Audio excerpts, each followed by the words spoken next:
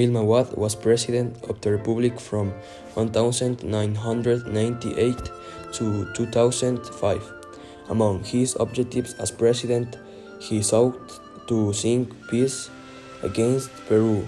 However, during his government, the bank holiday happened, sugar was developed and dollarization occurred to face the country's economic crisis, an event that to this day reveals its consequences and how it has affected the lives of Ecuadorians.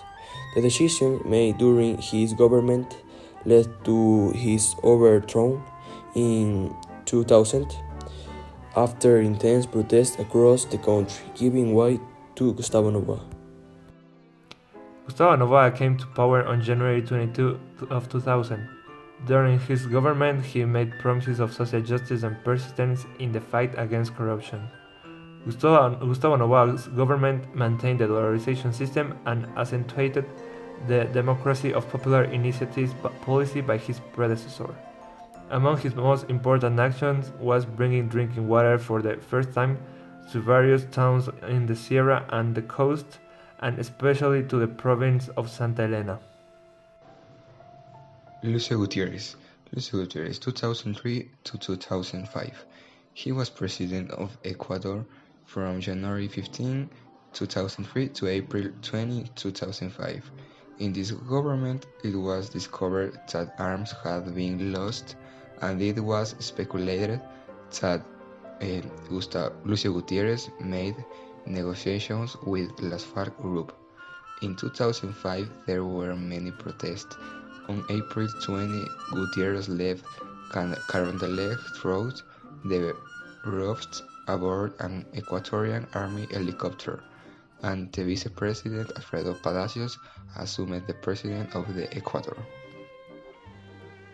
Alfredo Palacios, he was put to the presidency after the removal of Lucio Gutierrez. In his inaugural speech, he promised to return to the leftist agenda abandoned by Lucio Gutierrez. His major concerned with avoiding victimizing his processor. On his first day, he had a proposal which forced him to hide for more than 12 hours in the Ciespa basement. The people demanded a new government. Palacios tried to implement a health system. He negotiated a free trade agreement with the United States. Palacios was widely criticized for having failed to implement the political reforms he promised and for having performed poorly in the public sector. In 2007, he was replaced by Rafael Correa. Rafael Correa came to power in the year 2007 and retired in the year 2017. This government began with certain political change achieved since he came to power, the most important being the implementation of the current Constitution of Ecuador. On the other hand, his administration was contaminated by various acts of corruption, since the Odebrecht scandal, the over-indebtedness with China, and the political crisis of 2010. Against the reform of the wildlife, he is currently wanted below enforcement. In May 27, Lenin Moreno was declared as Rafael Correa's successor, proposing the same ideals as Alianza País. But all that changed very quickly, and the president decided against the former president.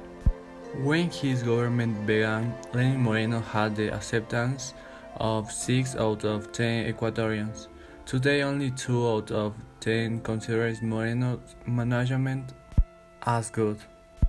This is due to the country's external debt increases by more than 28.3 billion in his mandate, corruption case, and his lack of leadership to make decisions that will have a real and positive impact of Ecuadorian society.